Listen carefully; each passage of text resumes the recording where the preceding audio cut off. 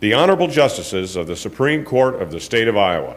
Hear ye, hear ye. The Honorable Supreme Court of the State of Iowa is now in session.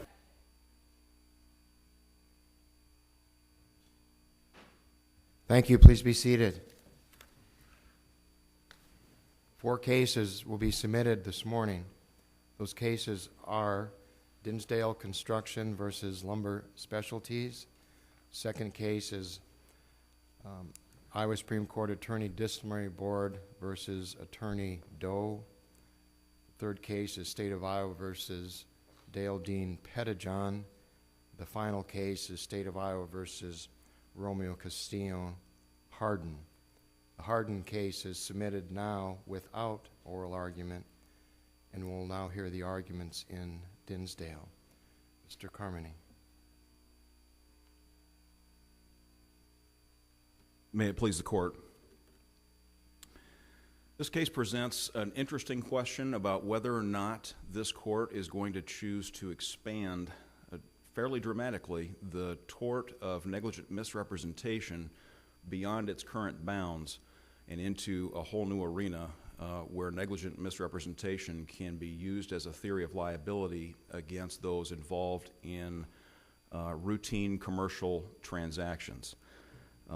This case is one in which my client, Lumber Specialties, is a manufacturer of building trusses.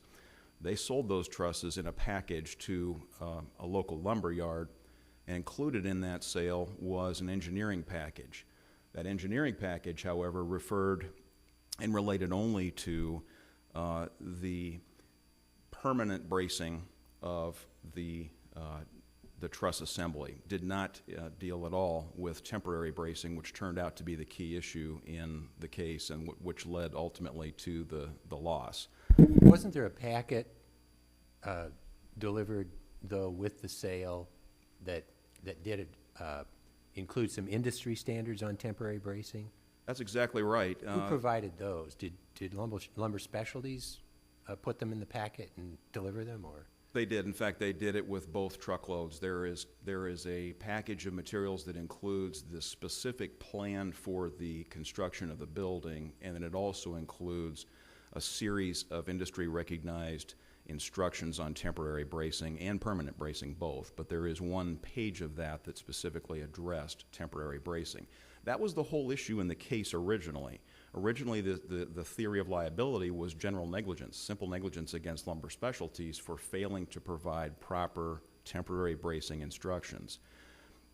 Once it became clear that those in fact were provided, once it became clear that this case was going away under the economic loss doctrine, the whole entire thing was recast. This happened after the depositions of the parties were taken, and the new theory of liability became then for the first time negligent misrepresentation based on emails that had been sent by Lumber Specialties sales rep and also some comments that were made when he visited the job site shortly before the collapse occurred. However, when he visited the job site, the only portion of the trusses that had been set at that point were the 70-foot trusses. It was actually later on the 80-foot trusses, which had not been set during the time that meeting occurred. Those are the ones that collapsed ultimately. You said we have to change the law to find your way, but the jury was instructed that, you were in the business of selling, and there was a factual issue of it according to the court, and it was submitted to the jury. I mean, if we agree there's a factual issue to that, and the jury found it, we don't have to change the law. The jury wasn't instructed on a new theory, as I remember the record. They applied our old theory and found factually you provided more than just the trusses. You provided some kind of engineering services. Well, the existence of a legal duty is always a matter of law for the court, and our position is that Judge Harris should have thrown this case out on summary judgment when it first reached him. But you can't, I'm sorry to interrupt you, but you can't review a summary judgment motion. If you read Keesau versus Vance, a summary judgment motion is not reviewable or denial of a summary judgment after there's been a trial on the merits. And of course, what we're appealing here is the order that was entered J&OV denying our motion for a judgment notwithstanding the verdict. This case never should have gotten to trial. Well, so, following up on Justice Wiggins, it seems to me, and I want to give you a chance to focus me better than I am, but the jury instruction reflected established law. And the question then becomes, was there substantial evidence to support the notion that you did more than, simply selling a product? I think there's no doubt that our law is clear that mere selling of a product does not give rise to the tort. But our law is also clear, Great Bach establishes this, that an enterprise can both supply materials and offer additional engineering services or professional advice. So under the instruction of the case, the plaintiff's theory was you did both. And the question is there substantial evidence to support your providing of engineering services? And we have the emails back and forth, and they say something like, is there any bracing missing? Please let us know. And Callaway goes out, everything looks great. But in light of the fact that there's the email exchange and you're going back and forth looking at it, and he's saying everything looks good, nothing jumped out at me, you've got the information in the packet, is that enough? Isn't the real question here, is that enough that a reasonable jury could conclude that you are providing engineering services? Well, and I think the question is that enough to somehow transform a manufacturer and a seller of commercial goods that provides information incidental to the sale of those commercial goods somehow into a professional purveyor of information? This court has very consistently over the years only allowed the application of negligent misrepresentation in cases where the defendant is in the information business. There's a very small handful of categories of types of defendant that have ever been found liable for negligent misrepresentation, and they include accountants, abstractors, attorneys, investment brokers, insurance agents, and in one case, a guidance counselor, a high school guidance counselor in that case where the basketball player sued. I think the case you rely on perhaps the most is Meyer, is that right? That's right. But you would agree there is one factual difference between Meyer. Meyer, you had kind of the similar things where there was a service call and statements were made, and the statements were allegedly negligent misrepresentations. But the one difference in Meyer wasn't the lawsuit brought directly by the buyer of the product, which is not the case here. You had a construction manager kind of in the middle. Does that make a difference? Well, ultimately, I don't think it does. Ultimately, in terms of result, it should wind up in the same result. There's been discussion at the various levels before the case reached this court that somehow the fact that Lumber Specialties and Dinsdale, the contractor in this case, were not dealing directly with each other, that somehow creates a situation where possibly the tort should apply. I think it's even less applicable in a case where there's no contractual privity, there's no real business relationship that exists between them. There certainly is no professional supply of information that was relied upon that directly affects this. It's easy to get tangled up in the fact that there was this engineering package that was put forth. That was prepared by Select Structural Engineering, which is a separate entity. It was, again, only dealing with the ultimate construction of the building itself and the permanent bracing, not the temporary bracing, so it really had no particular bearing on what happened. Your representative seemed fairly comfortable in offering his opinions about the questions that the construction company had. How do you respond to that? Well, I don't think the construction company ever asked any questions at all. I think the questions came from the lumber yard. Lynn Trask, who was the president of Moeller and Walter, the lumber yard, that was actually Lumber Specialties' customer. They're the ones that asked the questions in the emails. And really what they said was, can you go out and look at it? Kirk thinks everything's going well, but would you mind taking a look at this?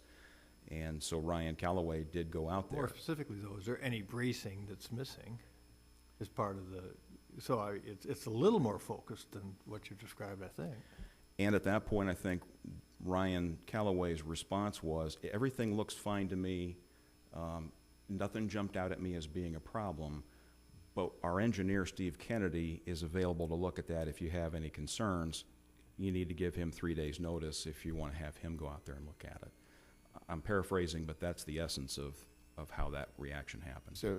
So he was supplying some information.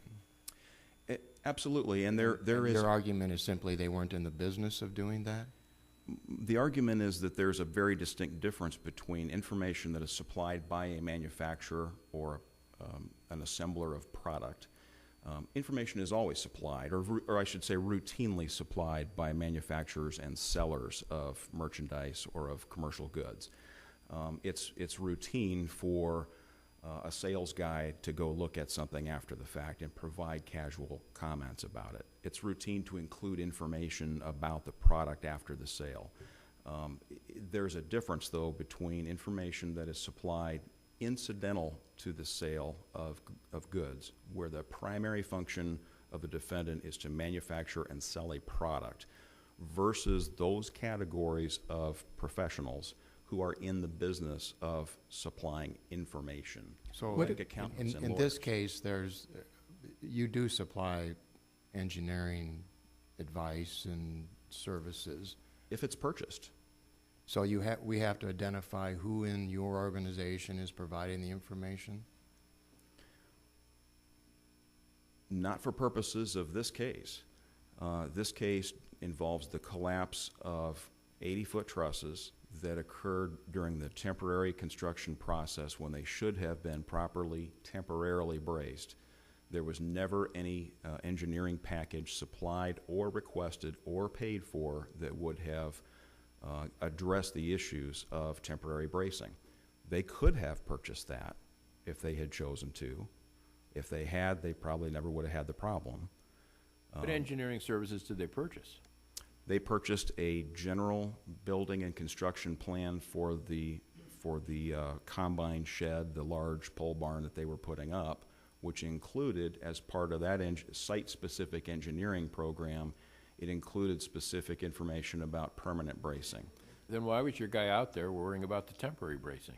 Well, he wasn't worried about it. He was asked to go out there as a courtesy, and initially in those emails, there was never any particular discussion about we're worried about it. In fact, there never was any discussion about concerns, worries. I'm just kind of curious on where our law is going here, because it seems like the plaintiff was worried about the temporary structure. They contact your people, and they come out and look, and they say, oh, everything looks good to me, and then the accident happens, and your response is, oh, well, this was just a sales rep. We're not in that business of doing that kind of work. Is that where we're at now? I think there's not going to be. I think you're not going to be able to find any record that would support a conclusion that Kirk Dinsdale, the plaintiff, ever had any concerns at the time that Ryan Calloway was there. He did not express any worries at all. He thought he was doing fine.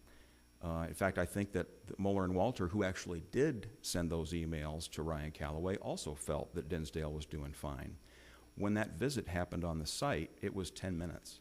And during the time that visit was going on, Kirk Dinsdale was working with his crew up in the trusses. And they never came down from the trusses during that. Let's say that it collapsed after the permanent building because they bought the engineering services and it was due to your negligence or misrepresentation. Let's assume that. There would be a cause of action, I would guess, wouldn't there? Cause of action for negligent misrepresentation? Yes. If the engineering services they bought, collapsed after the building was up. They'd have to plead that specifically as a negligent misrepresentation made by the engineer. So your argument is we're really in the business of providing engineering services, but we did not provide engineering services for the temporary braces. I mean, you're parsing, you know, I guess you're parsing what your role was here. And although we might have given, you know, you don't agree, but the jury found that you gave some engineering services with the temporary braces because you didn't pay for it, then there's no liability. Well, Lumber Specialties is still fundamentally a manufacturer and a seller of commercial goods. We're still primarily a producer of a product that is sold. That's different than us being an engineering firm.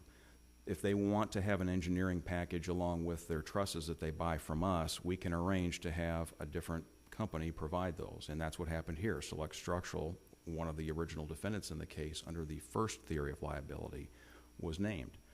So, Counsel, on that point, your argument, you've distinguished between the engineering services that are reflected in the packet that included essentially what I'll call a plan for the permanent bracing, as opposed to the standards for temporary bracing. Did the same third party that supplied the packet relating to the permanent bracing also supply the industry standards for the temporary bracing, or where did they come from? They did not. Select Structural did not provide the temporary bracing standards. They were boilerplate, printed, pre-prepared, industry-recognized temporary bracing instructions that were included in the packet. There's a National Trust Institute or something like that that produced those. Okay. So both the temporary and the permanent bracing standards or information came in the same packet?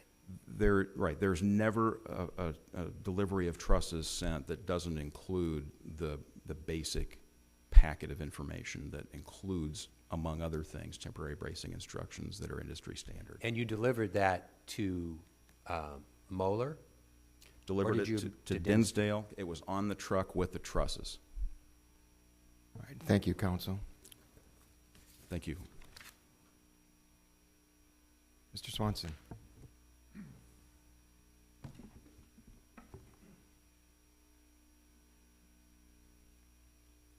May it please the court, counsel.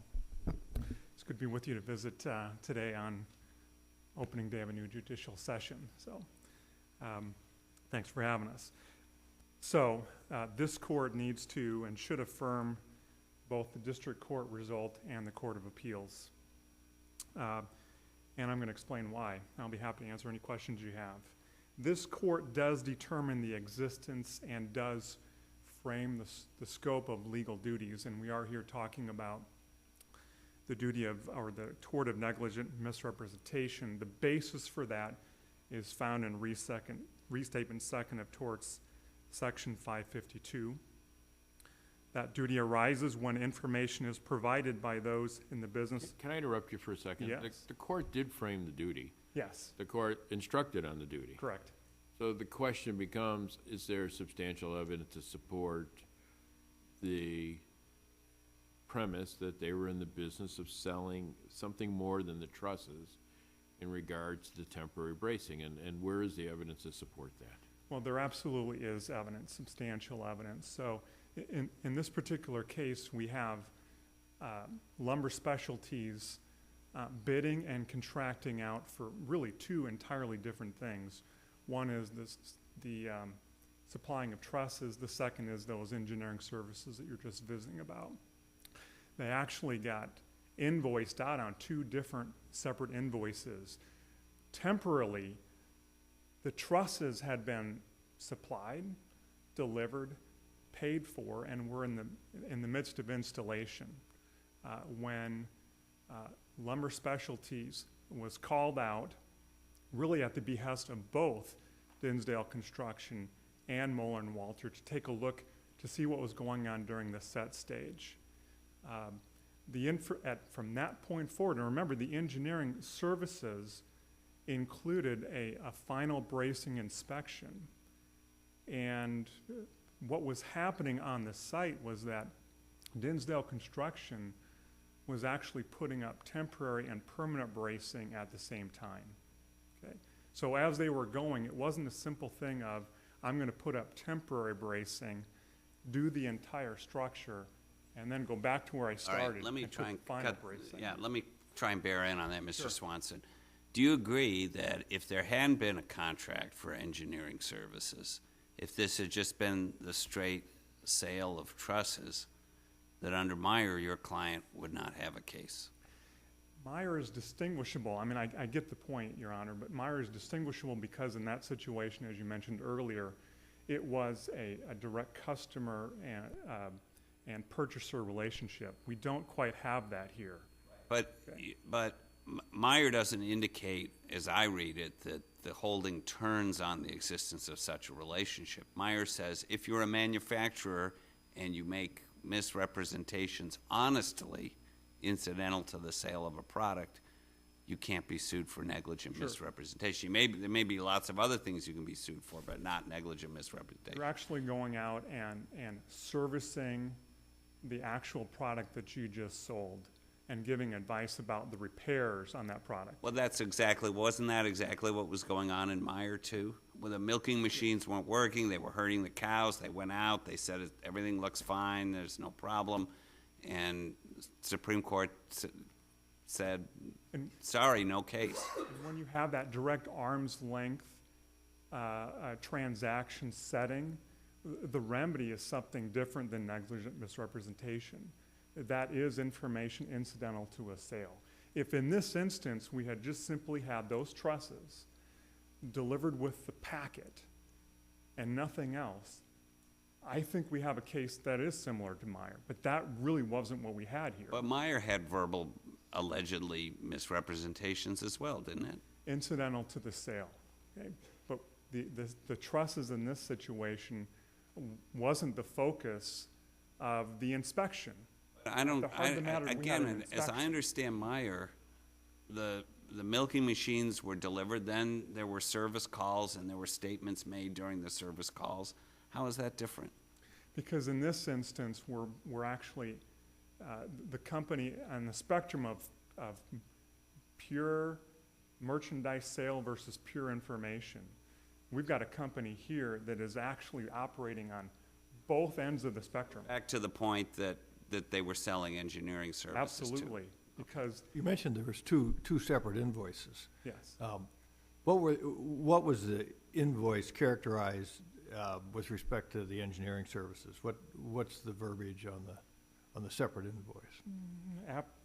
Appendix 462, engineering fees. Appendix 461 was the order, and it was building structural engineering.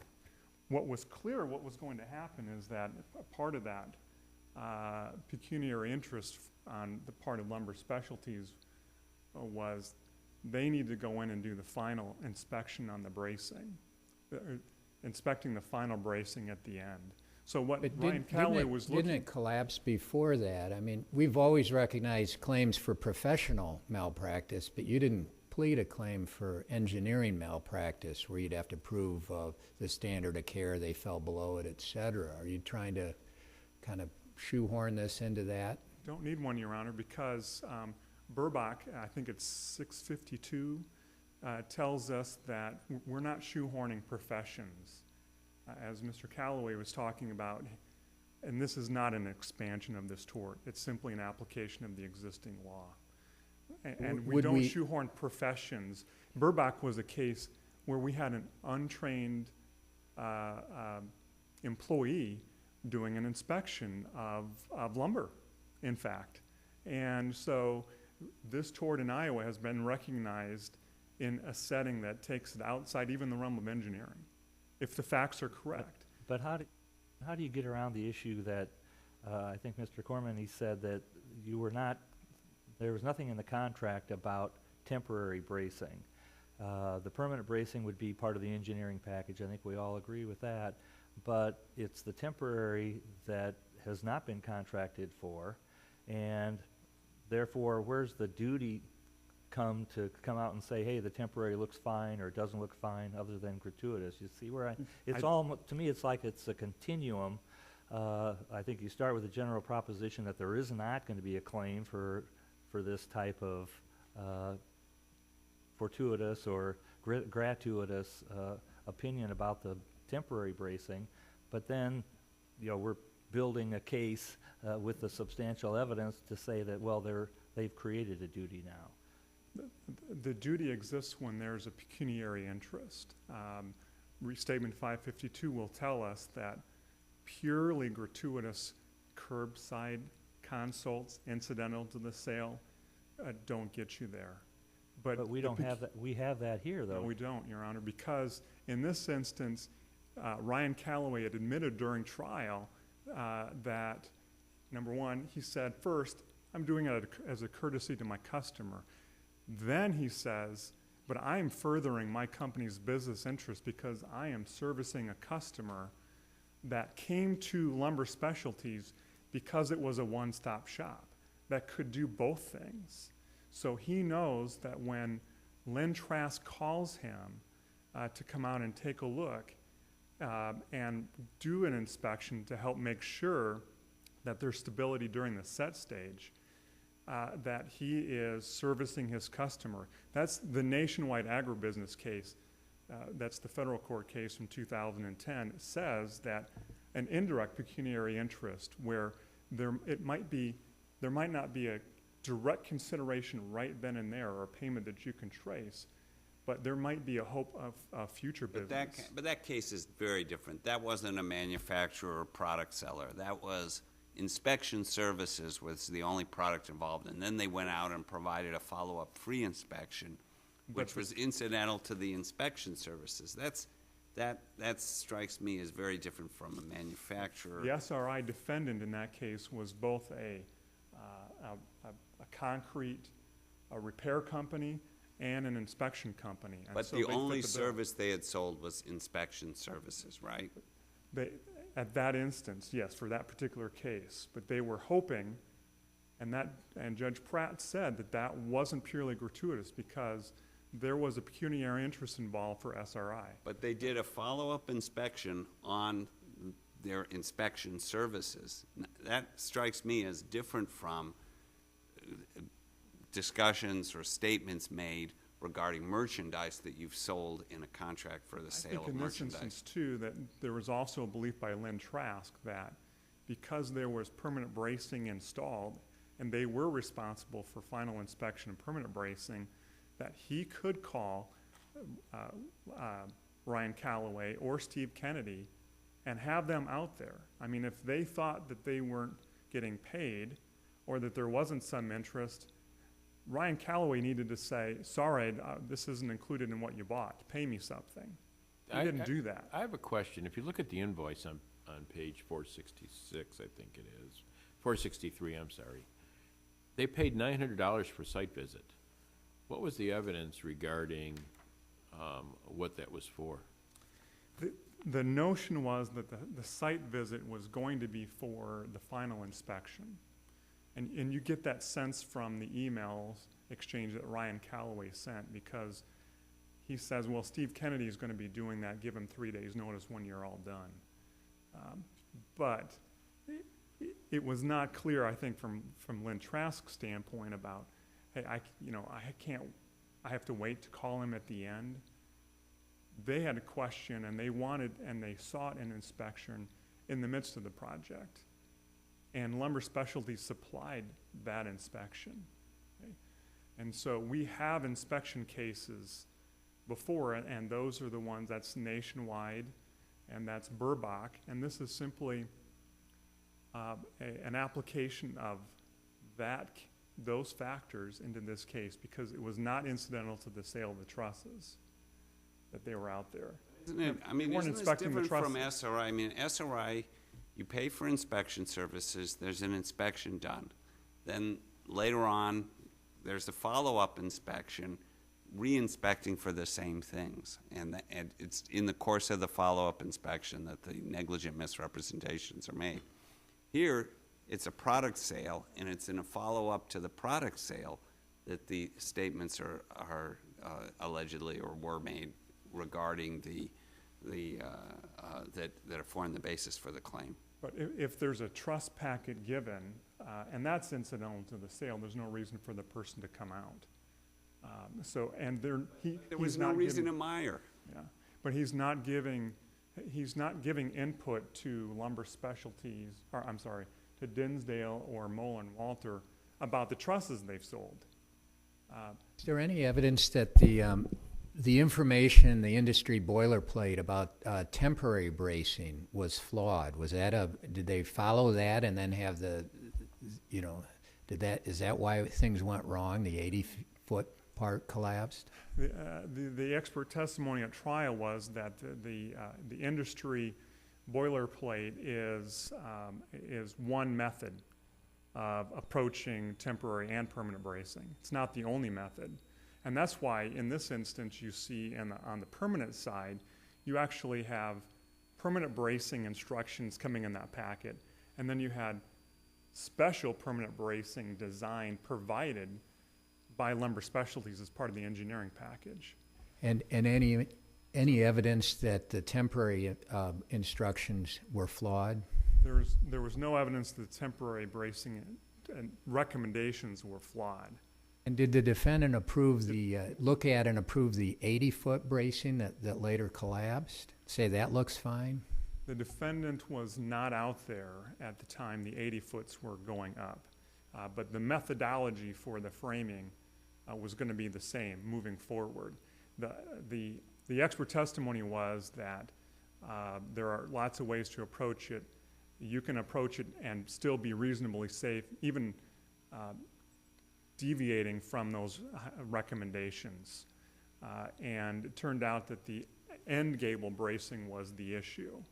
And that's certainly one of the things that Ryan Calloway saw when he was there.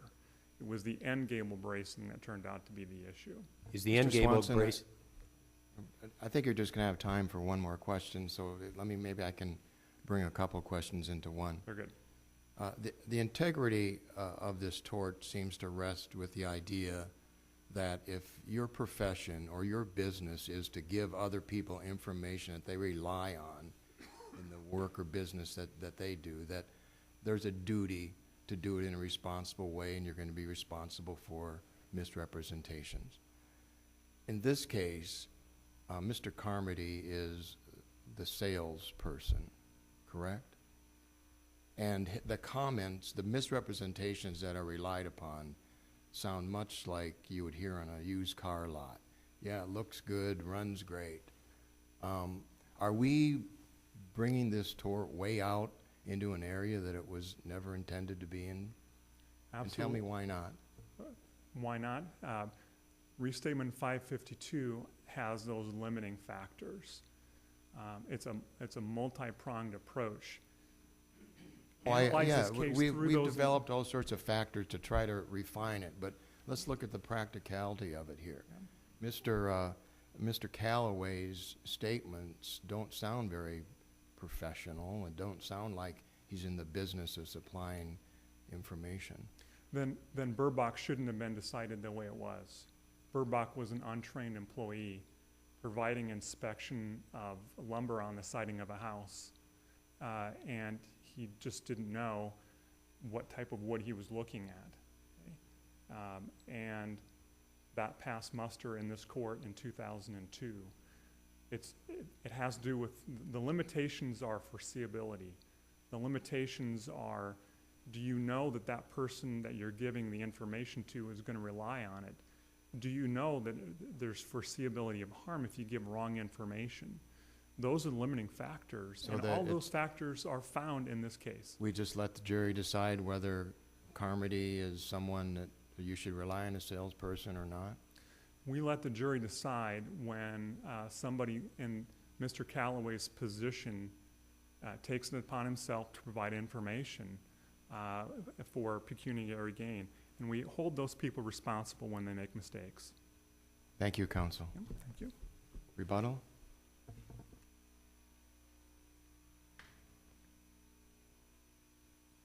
The difference in Burbach is that that's an actual home inspection service that's being sold. It's again, one of those businesses that is in existence for the provision of professional information that's designed to be relied upon. It's different, again, from a manufacturer that supplies some level of information, even though in this case it was casual, benign comments being made by a sales rep who visited the job site as a courtesy, that's different from a company or a professional who is in the business of professionally supplying information. There is a risk of this thing getting out of hand. That's what, when that basketball player and the guidance counselor case came along, that's one of the things that Justice Newman included in her dissent is there is the potential for a dramatic effect of opening the floodgates on this tort of negligent misrepresentation, and that it could involve unknown claimants coming out of the woodwork anytime there is an issue. Think about it in this case. If we had Phelps, who is the company that was asking, that contracted for this building to be put up, they potentially could have a claim for negligent misrepresentation against Lumber Specialties because they suffered an economic loss as a result of this, potentially.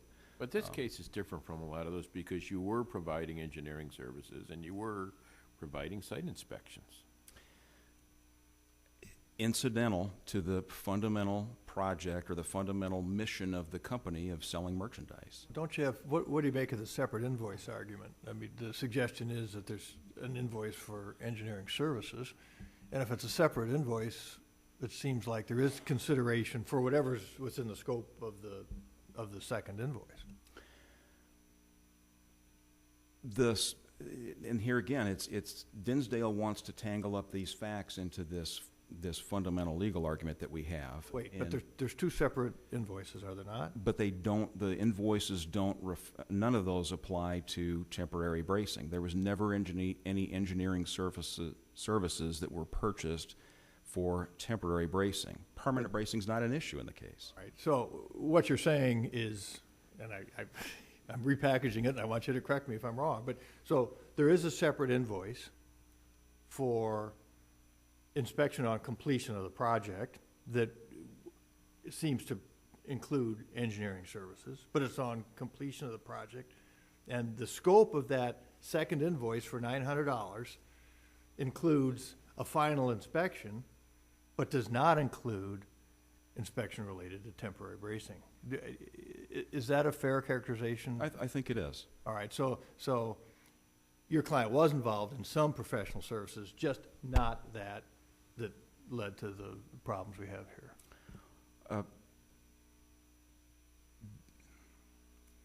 Incidental to the sale of product. You keep saying incidental, but Yeah. it was more than 12% of the total price, which seems to be more than incidental when you look at the prices. You charge $41.50 for engineering services with a component, a price to be determined after completion. So there was going to be an additional charge on a total bill of $37,000. So you're talking 12, 13, 14% here, which seems to be more than incidental to me.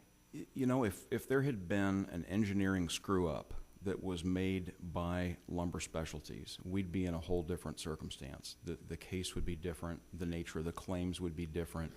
This is not what happened here. This is not an engineering failure or a provision of improper information. You got to remember that the things that Ryan Calloway, the sales rep, said were not made as an engineer. Lynn Trask knew who the engineer was. He knew that was Steve Kennedy. That's clearly in the record. That's in his testimony. He knew that Ryan Calloway was simply a sales rep. Ryan Calloway was there to pass out pencils and be a friendly face for Lumber Specialties. But that's, you know, as I recall the record, it suggests that, you know, Calloway himself testified apparently that it would have been reasonable for the folks at the site to rely on his assessment of the bracing as it existed when he was there. So I mean, he was more than, by his own admission, more than a pencil distributor, right? Well, he did testify to that. He also said that related to the portion of the project that was up at the time that he looked at it. For the stuff that was done, he was comfortable having that conversation. He did acknowledge that during his testimony at trial. Thank you, And that others to whom he spoke would have reasonably relied on it, correct? Well, I don't know that he said that exactly, but he doesn't set the legal standard for that. Obviously, the court does. So, Thank you, counsel. Dinsdale versus Lumber Specialties is submitted. We'll now hear the arguments in Board versus Attorney Doe.